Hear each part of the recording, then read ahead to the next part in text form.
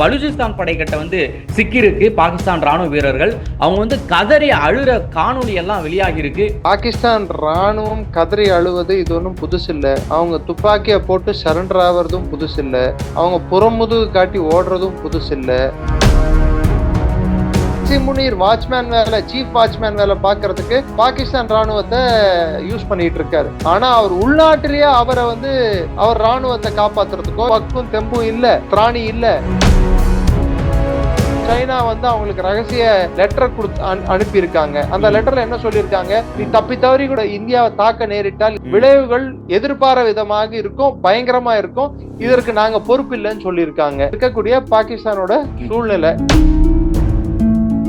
ஆசிம் முனீர் பாகிஸ்தானே தன்னுடைய கையில வச்சுன்னு இருக்காரு. அவருக்காக சட்ட திருத்தம் எல்லாம் கொண்டாந்தாங்க.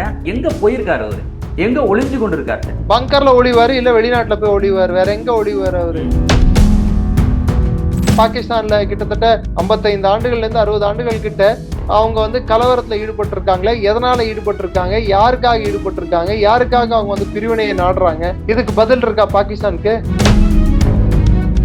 ஆபரேஷன் மகாதேவ் லான்ச் பண்ணி நம்ம அந்த தீவிரவாதிகள் எல்லாரையும் அடிச்சோமே நம்ம. அப்ப எங்க போச்சு பாகிஸ்தானோட வாயி? இன்னைக்கு மிகப்பெரிய அளவுல சர்வதேச பயங்கரவாதத்துக்கு அடித்தளமா செயல்படுறதே பாகிஸ்தான் தான்ன்றத யாருக்காவது மாற்று கருத்து இருக்கா? பாகிஸ்தான் தீவிரவாதத்தை பத்தி பேசுறதுக்கு அருகதை இருக்கா? அமெரிக்கா அவன் ஒரு பிசினஸ் மேன் சார். அவங்கள ஒத்துக்கிட்டு தானே நாங்க என்ன டாய்லெட் பேப்பர் மாதிரி தானே சொல்லிட்டு, அதுவும் மல்டி யூஸ் டாய்லெட் பேப்பர். அவங்க சிங்கிள் யூஸ் இருந்தா கூட பரவாயில்ல. So multi use toilet paper எப்படி யூஸ் பண்ணணுமோ அப்படி யூஸ் பண்ணிட்டாங்க America. What will be the morale of Pakistan army? அவர்களோட தன்னம்பிக்கை எவ்வளவு தூரம் சரியக்கூடும்? அவங்க சண்டை போடுறதுக்கு அளவுக்கான தைரியமும் தெம்பும் திராணி இருக்குமா இனிமேல்? பலூச் லிபரேஷன் ஆர்மியே அவங்களால தாக்கு பிடிக்க முடியலன்னா இந்திய ராணுவத்தை இவங்களால தாக்கு பிடிச்சிட முடியுமா? ரெஃப்ளெக்ட் நேயர்களுக்கு வணக்கம். இன்று நாம் சந்திக்க இருக்கக்கூடிய சிறப்பு விருந்தினர் டிஃபென்ஸ் எக்ஸ்பர்ட் திரு நிரஞ்சன் அவர்கள். சார் வணக்கம். சார் வணக்கம். ஜெயஹிந்த். பாகிஸ்தான் தங்களுடைய படைகள் எல்லாம் பல்வேறு நாடுகளுக்கு ஏற்றுமதி செய்து வைக்கிறாங்க. அண்மையில கூட காசாவுக்கெல்லாம் அனுப்பி வச்சாங்க. ஆனா இப்ப பாத்தீங்கன்னா அவங்களுடைய படைகள் பலுச்சிஸ்தான் படைக்கிட்ட சிக்கிருக்கு பாகிஸ்தான் ராணுவ வீரர்கள். அவங்க கதறி அழுற காணொலி எல்லாம் வெளியாகி இருக்கு. எப்படி சார் பாக்குறீங்க இதை? பாகிஸ்தான் ராணுவம் கதறி அழுவது இது ஒன்றும் புதுசு இல்ல. அவங்க துப்பாக்கியை போட்டு சரண்டர் ஆவறதும் புதுசு இல்ல. அவங்க புறமுதுகு காட்டி ஓடுறதும் புதுசு இல்ல. புதுசு என்னடான்னா, பாகிஸ்தான் ராணுவத்திலேயே இலைட்டஸ்ட் ஆஃப் இலைட், அதாவது அவர்களின் சால சிறந்த படைப்பிரிவு என்று கருதப்படும் எஸ்எஸ்ஜி ஸ்பெஷல் சர்வீசஸ் குரூப்பை சேர்ந்த வீரர்கள் இப்போது பலூச் போராளிகள் அவர்களை பிணை கைதிகளாக பிடிச்சிருக்காங்க. இப்பொழுது ஆசிம் முனீர் வாயை திறக்காம, காஜா ஆசிப் வாயை திறக்காம மௌனம் காப்பது எதற்குன்னு தான் புரியல. இம்ரான்கான கண்ணு தெரியாம ஆக்குறதுக்கும், இல்ல காசால போயிட்டு ஹமாஸ் கூட போயிட்டு பாகிஸ்தான் ராணுவத்தை அனுப்பி வச்சு அங்க பதுங்குழியில பாகிஸ்தான் ராணுவ வீரர்கள் கொல்லப்பட்டிருக்கிறார்கள் என்று செய்திகள் கசிகின்றன. சோ மொத்தத்துல ஆசிம் முனீர் வாட்ச்மேன் வேலை, சீஃப் வாட்ச்மேன் வேலை பாக்குறதுக்கு பாகிஸ்தான் ராணுவத்தை யூஸ் பண்ணிட்டு இருக்காரு. ஆனா அவர் உள்நாட்டிலேயே அவரை அவர் ராணுவத்தை காப்பாத்துறதுக்கோ இல்ல அவர் அந்த நாட்டோட பாதுகாப்பை காப்பாத்துறதுக்கோ அவருக்கும் வக்கும் தெம்பும் இல்ல, திராணி இல்ல. அவரோட பாதுகாப்பு அமைச்சர் பாராளுமன்றத்திலேயே எங்களை டாய்லெட் பேப்பர் மாதிரி அமெரிக்கா யூஸ் பண்றாங்கன்னு சொல்றாரு, ஓன்னு கதறி அழுறாரு. இன்னொரு பக்கம் பாத்தீங்கன்னா அவங்க உள்துறை மந்திரி ஒரு போலீஸ் ஸ்டேஷன் மாத்திரமே போதும், இந்த மொத்த பலூச் ப்ராப்ளம் முடிச்சிருவேன்னு சொன்னவரு கிரிக்கெட் மேட்ச் பார்க்க போயிட்டு பாதியில பாகிஸ்தான் தோத்து போனவொடனே ஏந்து ஓடிட்டாரு. இன்னொரு பக்கம் கைபர் பக்தூன்வால கடந்த 4 நாட்கள்ல 3 முறை குண்டுகள் வெடித்திருக்கு. கிட்டத்தட்ட 17 பேர் கொல்லப்பட்டிருக்காங்க. அது பாகிஸ்தான் ராணுவ வீரர்களும் அடக்கம். பாகிஸ்தானோட உள்நாட்டிலேயே மிகப்பெரிய அளவுல கலவரம் வெடிச்சிட்டு இருக்கு. நேத்து ஒரு சிலிண்டர் பிளாஸ்ட்னு சொல்றாங்க, கராச்சியில ஒரு வீடியோ விழுந்திருக்கு. அது பிளாஸ்டா அது என்னன்னு சொல்லிட்டு பாகிஸ்தான் எதையா மறைக்க பாக்குறாங்கன்னு சொல்லிட்டு தெரியல. பட் ஒவ்வொரு மாகாணத்திலும் ஏதோ ஒரு பிரச்சனை, வன்முறை வெடிச்ச வண்ணம் இருக்கு. அதற்கு முன்னாடி பாத்தீங்கன்னா வெஸ்ட் பஞ்சாப்லயே இஸ்லாமாபாத்லயே ஷியா மாஸ்குள்ள குண்டு வெடிச்சது. நாளொரு ஒண்ணும் பொழுதொரு மேனியா பாகிஸ்தானுக்குள்ளேயே உள்நாட்டு பிரச்சனை தலை தூக்கி ஆடிட்டு இருக்கு. இன்னைக்கு பாகிஸ்தான்ல இம்ரான்கான் ரிலீஸ் போர்ஸ்னு ஒரு புது அமைப்பு ஏற்பட்டிருக்கு. தேரிக் இன்சாஃப் பார்ட்டி ஆளுங்களாலேயே அவங்க முற்றுகை போராட்டம் நடத்த போறாங்க, பெரிய கலவரத்துல ஈடுபட போறாங்க. சோ உள்நாட்டிலேயே இவ்வளவு பெரிய பிரச்சனைகள் காத்துட்டு இருக்கு. இன்னொரு பக்கம் இந்தியா ராவி நதி மேல அணை கட்டி தண்ணிய தேக்கி வைக்க போறாங்க. ஆல்ரெடி சினாப் நதி மேல இருக்க தண்ணிய தேக்கி வைக்க போறாங்க.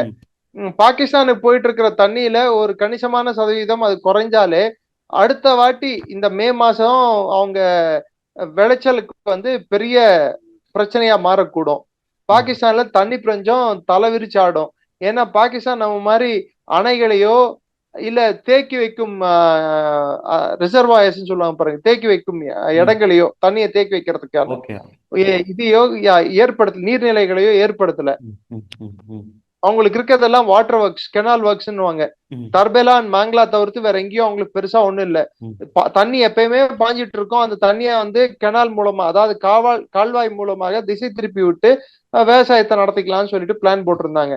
அந்த கால்வாய்கள் இயற்கையான அரண்களா இருக்கும். நாளைக்கு இந்தியா வந்து இந்திய ராணுவம் அவர்களை தாக்குவதற்கு அரண்களா செயல்படும் நினைச்சாங்க. ஆனா இன்னைக்கு அந்த அரணை வந்து அவங்களுக்கு வினையா வந்து மாறி இருக்கு. ஏன்னா எப்பயுமே தண்ணி பாயும் நினைச்சதா அவங்களோட முட்டாள்தனம். இப்ப தண்ணியும் பாய போறது இல்ல. எல்லா விதத்திலையும் பார்த்தா பாகிஸ்தான் உள்நாட்டு பிரச்சனைகளாலையும் பிளஸ் தண்ணீர் பிரச்சனையாலையும் சூழ்ந்திருக்கு. இன்னொரு பக்கம் சைனா வந்து அவங்களுக்கு ரகசிய ஒரு லெட்டர் அனுப்பி இருக்காங்க. அந்த லெட்டர்ல என்ன சொல்லியிருக்காங்க, நீ தப்பி தவறி கூட இந்தியாவை தாக்க நேரிட்டால், இந்தியா அணைகளை தாக்க நேரிட்டால் விளைவுகள் எதிர்பாராத விதமாக இருக்கும், பயங்கரமா இருக்கும். இதற்கு நாங்க பொறுப்பு இல்லைன்னு சொல்லியிருக்காங்க. சோ இதுதான் இன்னைக்கு இருக்கக்கூடிய பாகிஸ்தானோட சூழ்நிலை. இது நடுவுல இன்னொரு விஷயம் என்ன கசிஞ்சிருக்குன்னா, ஆசிம் முனீர் விட்டா போதும்னு சொல்லிட்டு தப்பிச்சு போறதுக்கு ரெடி ஆயிட்டு இருக்காரு. ஆசிம் முனீர் வந்துதான் வந்து பாகிஸ்தானே தன்னுடைய கையில வச்சுன்னு இருக்காரு. அவருக்காக சட்ட திருத்தம் எல்லாம் கொண்டாந்தாங்க. ஆனா இந்த அளவுக்கு பிரச்சனை நடக்கும்போது ரொம்ப சாந்தமா இருக்காரு. எங்க போயிருக்காரு அவரு? எங்க ஒளிஞ்சு கொண்டு இருக்காரு? பங்கர்ல ஒளிவாரு, இல்ல வெளிநாட்டுல போய் ஒளிவாரு. வேற எங்க ஒளிவாரு அவரு? பாகிஸ்தானுக்குள்ள அவருக்கு மக்கள் நடுவுல வந்து பேசுறதுக்கோ, இல்ல அவர் ராணுவ அதிகாரிகள் நடுவுல போய் பேசுறதுக்கோ தெம்பும் திராணி இருக்கா? பலூச்சிஸ்தான்ல போய் போறதுக்கு கொட்டாக் போயிட்டு வந்தாரு. அதுக்கப்புறம் இப்ப கொட்டாக் போறதுக்கு ஹெலிகாப்டர்ல போனா கூட அவங்க ஹெலிகாப்டர் அடிக்கிறதுக்கான மெசேஜ் அவங்களுக்கு சப்ளை போயிருக்கு. அதை வச்சா ஹெலிகாப்டர் தகர்த்துட்டாங்கன்னா என்ன பண்றதுன்னு அது வேற பயத்துல உட்காந்துட்டு இருக்காரு. சோ ரோடு வழியாவும் போக முடியாது, ட்ரெயின் வழியாவும் போக முடியாது, காத்து வழியாவும் போக முடியாது. எப்படிதான் பலூச்சிஸ்தானுக்கு போறது? கைபர் பக்துன்வா போகணும்னாலும் பயப்படுறாரு. இப்போ வெஸ்ட் பஞ்சாபியே சுத்தி வர வேண்டியதுதான், இல்ல ட்ரம்ப் வாழை பிடிச்சு நடக்க வேண்டியதுதான். அவர் வெளிநாட்டுக்கு ஏதோ தப்பி ஓடிட்டாரு அப்படின்றவங்கலாம் சொல்றாங்களா? அதெல்லாம் உண்மையா சார்? அது தப்பி ஓடுறாரா இல்லையா, கூடிய சீக்கிரம் வெளிநாட்டுக்கு போயிடுவார் என்பது உண்மை. பாகிஸ்தான் ராணுவத்திலேயே அவர் மீது அதிருப்தி வளர்ந்துட்டு இருக்கு.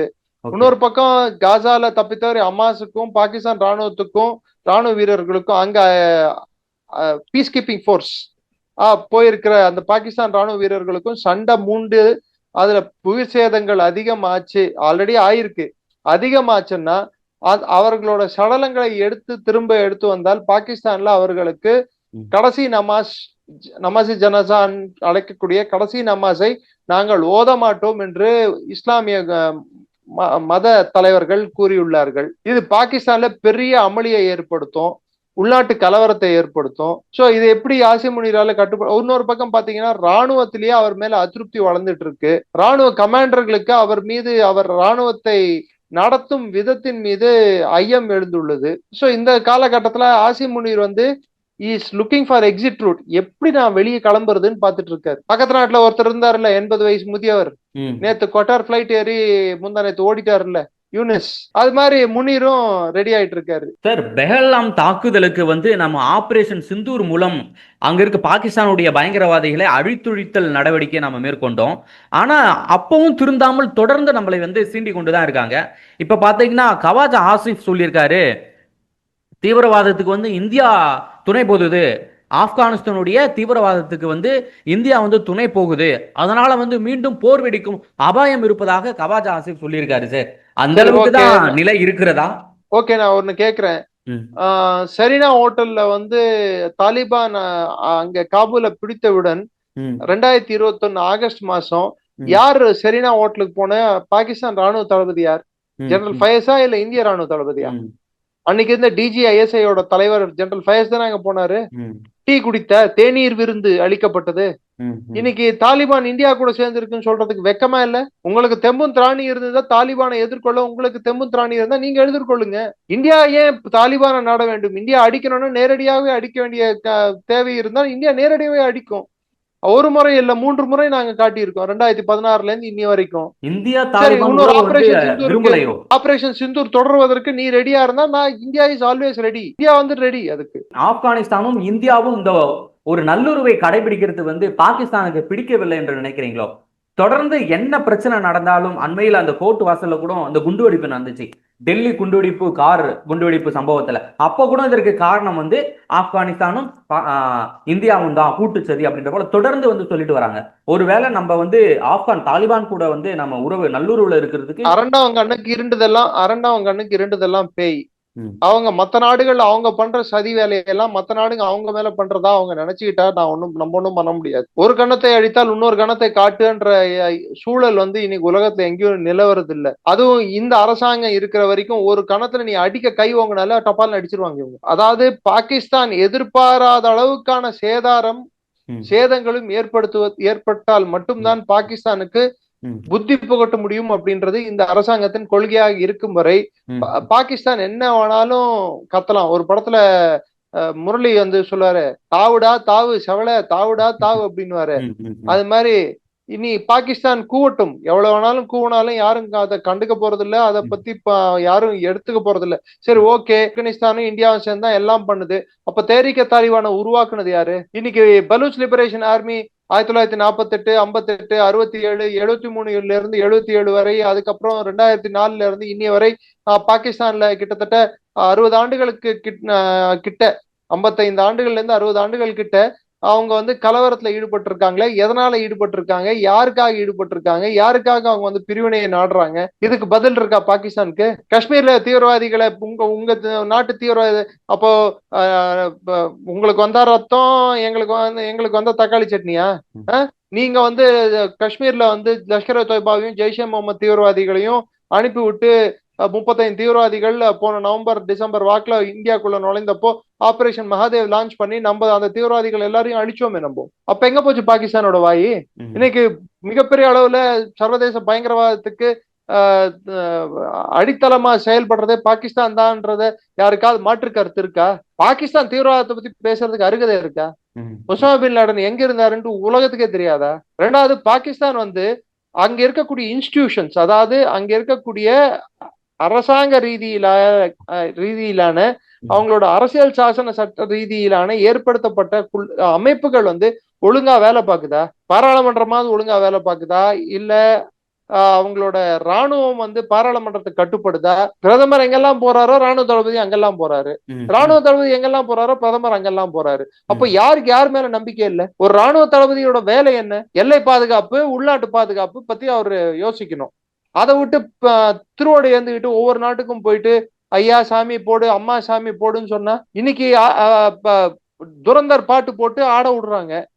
ஸ்பெஷல் சர்வீசஸ் குரூப்போட 7 சோல்ஜர்ஸை வந்து பலூச் லிபரேஷன் ஆர்மி பிணை கைதிகளை பிடிச்சிக்கிட்டு பாட்டு போட்டு விட்டு ஆடுறாங்க. துரந்தர் எந்த மூவியை அவங்க பேன் பண்ணாங்களோ, எந்த படத்தை பேன் பண்ணாங்களோ அந்த பாகிஸ்தான்ல, அந்த படத்தோட பாட்டையே போட விட்டு ஆட விட்டாங்க. ஆடைகளை கூட கழட்டிட்டாங்க. What will be the morale of Pakistan army? அவர்களோட தன்னம்பிக்கை எவ்வளவு தூரம் சரியக்கூடும்? அவங்க சண்டை போடுறதுக்கு அளவுக்கான தைரியமும் தெம்பும் திராணியும் இருக்குமா இனிமேல்? பலூச் லிபரேஷன் ஆர்மியே அவங்களால கட்டுப்படுத்த முடியல, அவங்கள வந்து அவங்களுக்கு தாக்கு பிடிக்க முடியலன்னா இந்திய ராணுவத்தை வந்து இவங்களால தாக்கு பிடிச்சிட முடியுமா? முதல்ல போட்ட ஆபரேஷன் சிந்தூர்லயே அவங்களால தாக்கு பிடிக்க முடியல. இப்போ ஆபரேஷன் சிந்தூர் தொடரும்னு சொல்லிட்டு வா, ட்ரை பண்ணு. இப்ப புது ஸ்ட்ராட்டஜி வேற அடாப்ட் பண்ணிருக்காங்க. தீவிரவாதிகளை அனந்த்நாக், சொப்பூர் இதுல வந்து காடுகள் வழியாக பள்ளத்தாக்குள்ள அனுப்புறதுக்கு பதிலா மலைப்பகுதிகளில் போய் நீங்க ஒளிஞ்சுக்கோங்க, தேவை இருந்தா மாத்திரம் கொஞ்சம் கொஞ்சமா உள்ள நுழைங்க அப்படின்னு சொல்லிட்டு ஸ்ட்ராட்டஜியை மாத்திருக்காங்க. இதுக்கு இந்திய ராணுவமும் இந்திய பாதுகாப்பு படைகளும் சேர்ந்து சிஆர்பிஎஃப் கிட்டத்தட்ட 43 செக் போஸ்ட் வந்து 6000 அடி மேல மலைகள்ல 6000 அடிக்கு உயரத்துல வந்து செக் போஸ்டுங்க அமைச்சிருக்காங்க. அதுக்காக ஸ்பெஷல் ட்ரைனிங் சிஆர்பிஎஃப் கொடுக்கப்படுது. இது வந்து பார்ட் ஆஃப் ஏரியா டாமினேஷன் சொல்லுவாங்க. அதாவது நீ எந்த டைரக்ஷன்ல இருந்தும் நீ என்னோட நிலப்பரப்புக்குள்ள நுழைய முடியாது, எல்லா பகுதியும் என் கட்டுப்பாட்டுல தான் இருக்குன்னு சொல்றதுக்கான ஒரு வழிமுறை தான் இது. இது எல்லாத்தையும் நம்ம பண்ணிட்டு இருக்கோம். இன்னொரு பக்கம் பாத்தீங்கன்னா இன்னொரு செய்தி யுஎன் மூலமா கசிஞ்சிட்டு இருக்குதுன்னா அல் கொய்தா திரும்பியும் ரீக்ரூப் ஆயிட்டு இருக்குன்னு சொல்லிட்டு அல் கொய்தாவோட தற்போதைய பலம் 50,000 பேரை எட்டி உள்ளதுன்னு சொல்லியிருக்காங்க. அதிகபட்ச ரெக்ரூட்மெண்ட் நடக்கிறது வந்து ஆப்பிரிக்கால நைஜர், நைஜீரியா, சாது, புர்கினா ஃபாசோ, சொமாலியா, லிபியா போன்ற நாடுகள்ல இருந்து அதிகபட்சம் அல் கொய்தாக்கு ரெக்ரூட்மெண்ட் நடக்கிறதாகவும் சிரியால ரெக்ரூட்மெண்ட் அதிகரித்துள்ளதாகவும் சொல்லியிருக்காங்க. இன்னொரு பக்கம் ரெக்ரூட்மெண்ட் வந்து கைபர் பக்துன்வால ஐசிஸோட ரெக்ரூட்மெண்ட் அதிகமாயிட்டு இருக்கு. ஆப்கானிஸ்தான் ஐசிஸ் ரெக்ரூட்மெண்ட் அதிகமாயிட்டு இருக்கு. பாகிஸ்தானே ஐசிஸ்ல சேர்றவங்க அதிகமா இருக்காங்க. பாகிஸ்தான் ராணுவம் சண்டை போடுவதை மறந்து பல நாட்கள் ஆனதால் தானே இவங்க ஜெய்ஷே முகமதையும் லஷ்கர் தொய்பா வச்சு எல்லா ஆட்டம் ஆடிட்டு இருக்காங்க. இப்ப முடிஞ்சா பலூச்சிஸ்தானுக்குள்ள அனுப்ப வேண்டியதானே ஜெய்ஷே முகமதையும் லஷ்கர் தொய்பாவையும். அப்பாவி மக்கள், இந்திய மக்கள் மீது அனுப்பக்கூடிய வீர தீர பாகிஸ்தான் ராணுவத்திற்கு பலூச்ச போராளிகள் மீது அனுப்ப வேண்டியதானே, கட்டவிழ்த்து விட வேண்டியதானே இந்த லஷ்கர் தொய்பாவையும் ஜெய்ஷே முகமதையும். எதுக்கு வக்கு இல்லாம, தெம்பு இல்லாம, திராணி இல்லாம உட்காந்துட்டு இருக்காங்க? தொடர்ந்து வந்து அவங்க முழுக்க நம்பி இருந்தது வந்து அமெரிக்கா தான். இறுதியாக அமெரிக்காவை வந்து இந்தியா கிட்ட வந்து ஒரு பொருளாதார ஒப்பந்தத்தை வச்சுக்கிட்டாங்க. இப்போ பாகிஸ்தான் என்ன சார், என்ன அதிர்ச்சியில இருக்கு? அவங்களுடைய அடுத்த கட்ட திட்டம் என்னவாக இருக்கும்? எப்படி வந்து அமெரிக்கா கிட்ட அடுத்து வந்து எப்படி போயிட்டு முகத்தை காமிச்சு லோன் வாங்குவாங்க, கடன் வாங்குவாங்க? காசா போர்ட் ஆஃப் பீஸ் முந்தனத்து நடந்த மீட்டிங்ல ஷாபாஸ் ஷெரீஃபை stand outside the class teacher சொல்ற மாதிரி தனியா நிக்க வச்சிட்டாங்க. முழுக்க அமெரிக்காவே நம்பி இருந்தாங்க அவங்க. அமெரிக்கா அவன் வந்து ஒரு பிசினஸ் மேன் சார். அவன் சர்வதேச போல அவங்கள ஒத்துக்கிட்டு தானே நாங்க என்ன டாய்லெட் பேப்பர் மாதிரி தானே சொல்லிட்டு. அதுவும் மல்டி யூஸ் டாய்லெட் பேப்பர். அவங்க சிங்கிள் யூஸ் இருந்தா கூட பரவாயில்ல. So multi use toilet paper எப்படி யூஸ் பண்ணமோ அப்படி யூஸ் பண்ணிட்டாங்க அமெரிக்கா. $132 பில்லியன் பொருளாதாரம் வர்த்தகம் இருக்கக்கூடிய ஒரு நாடு கூட பகைமையை நாடுறது நல்லதா, இல்ல திருவோடு எடுத்துக்கிட்டு ஒன்னும் வாஷிங்டனை நோக்கி படையெடுக்கக்கூடிய பாகிஸ்தானை நம்புறது நல்லதா? ரெண்டாவது, பாகிஸ்தானோட யூஸ் என்ன? பாகிஸ்தான் ராணுவம் தெரிஞ்சோ தெரியாமலையோ ஓரளவுக்கு நல்ல ட்ரைனிங் இருக்கிற ராணுவம் அரபு ராணுவங்களோட. அதனால காசால அவங்களை எடுத்துட்டு போய் நிறுத்தினா வாட்ச்மேன் வேலைக்காவது உதவுவாங்களே அப்படின்னு சொல்லி ட்ரம்ப் யோசிச்சாரு. அரபுகளை கொல்வதற்கு யோசிப்பாங்க. அமாஸ்ல இருக்கவனும் அரபுக்காரன் தான். சவுதியில இருந்து ராணுவம் போனாலோ யுஏல இருந்து ராணுவம் போனாலோ அவனும் அரபுக்காரன் தான். அவன் கொல்றதுக்கு யோசிப்பான். ஆனா பாகிஸ்தான்காரன் அவன் அரபும் இல்ல, இந்தியனும் இல்ல, அவன் ஒரு வித்தியாசமான ஒரு ஸ்பீசிஸ் அவன். சோ அவங்கள அமிச்சா வந்து பாதுகாப்பு வேலையில, செக்யூரிட்டி வேலையில நல்லா ஈடுபடுவாங்க அப்படின்னு நினைச்சாங்க. ஆனா ஹமாஸையும் பகைச்சுக்கிட்டு இருக்காங்க, இப்ப இஸ்ரேலையும் பகைச்சுக்கிட்டு இருக்காங்க. இப்ப இஸ்ரேலும் சுடுவான், ஹமாஸும் சுடுவான். எப்புறமும் பற்றி எரியட்டும் பாகிஸ்தான் அப்படின்னு சொல்றதுதான் இப்ப இருக்கக்கூடிய நிலைமை. அரசியல் நிலைமையும் சரியில்லை, பாதுகாப்பு நிலைமையும் சரியில்லை, பொருளாதார நிலைமையும் சரியில்லை, எதுவுமே சரியில்லை பாகிஸ்தான்ல. இதுக்கு எல்லாத்துக்கும் காரணம் ஆசிம் முனீரோட அதிகார மோகமும் பதவி வெறியும். அதாவது ஒருத்தரோட பலம் வளர்ந்துகிட்டே வருது, நாட்டோட பலவீனம் அதிகமாயிட்டே போகுது. நாடு பலவீனமாகுது, ஒருத்தர் பலம் அடைஞ்சிட்டே வர்றாரு. இது எதை காட்டுதுறான்னா, ஒரு நாடு ஒருவருக்காக மொத்த அதோட செயல்பாட்டையும் மாற்றிக்கொள்ள வேண்டும் என்ற ஒரு கட்டாயத்தில் தள்ளப்படும் போது அந்த நாடு பிரச்சனைகளில் முழுகும் என்பதை திட்டவட்டமா காட்டுது. அது பாகிஸ்தான் ஒரு கண் முன்னாடி தெரியக்கூடிய ஒரு எக்ஸாம்பிள். மிக்க நன்றி சார். ஜூமில் வந்து பல்வேறு தகவலை பாகிஸ்தான் இந்தியா உள்ள தொடர்பு குறித்து பேசியமைக்கு. நன்றி ஜெயந்த். நன்றி ஜெயந்த்.